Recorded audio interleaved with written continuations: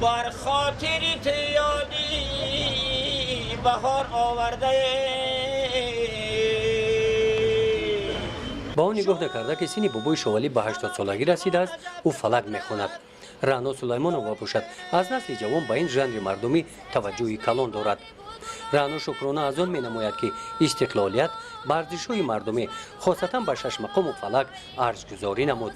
توجه به فلک چون نمونه هنری والای مردمی در دوران صاحب استقلالی کشور افزود. مدت یک ماه می شود که در تمام دهات‌های ناحیه در تمام ناحیه آزمون فلکسرایان اعلان شده بود. تا امروز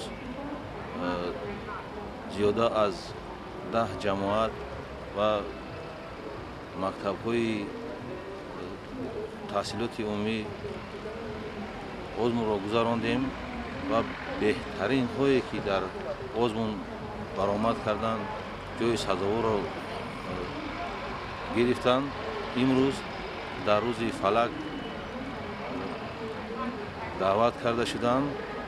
در ناحیه فرخار روز 10 اکتبر بخشیده به روز فلک در تالار قصر فرهنگ ناحیه چهاربینی ادانه دایر گردید. برای اشتراک در این چهاربینی فلکسرایان از همه جماعت‌های دهات ناحیه دعوت شدند. معاون رئیس ناحیه فرخار رستم نصرالدینов حاضرین را بخشیده به روز فلک تبریک نموده قید نمود که با فرمان اساسگذار صلح و وحدت پیشوای ملت پرزیدنت جمهوری تاجیکستان محترم امامعلی رحمان با مقصد حفظ میراث بدیعی و فرهنگی خلق و رشد و تکامل هنر فلکسرایی از سال 2007 هر سال 10 اکتبر روز فلک در سرتاسر کشور جشن گرفته می شود.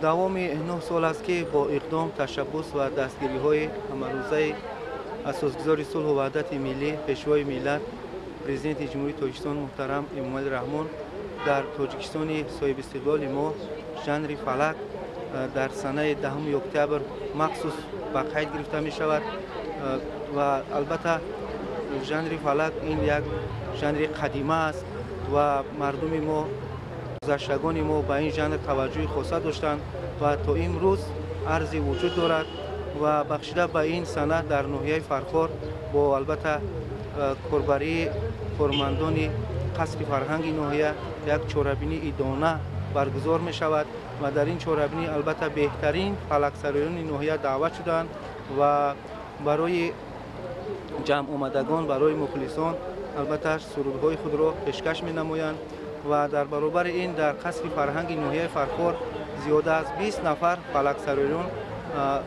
اعضا هستند و قید گرفته شدند و از این شماره البته 12 نفر آنها را فلکسرایان جوان تشکیل میدهند که البته باعث خوشنودی است و این از اون شهادت میدهد که در حقیقت ژانر فلک در برابر قدیمه بودن طی چندین سال است که رو به رشد و نمو دارد. رو به هند آوردنی صاحب دلان از بهر چیست؟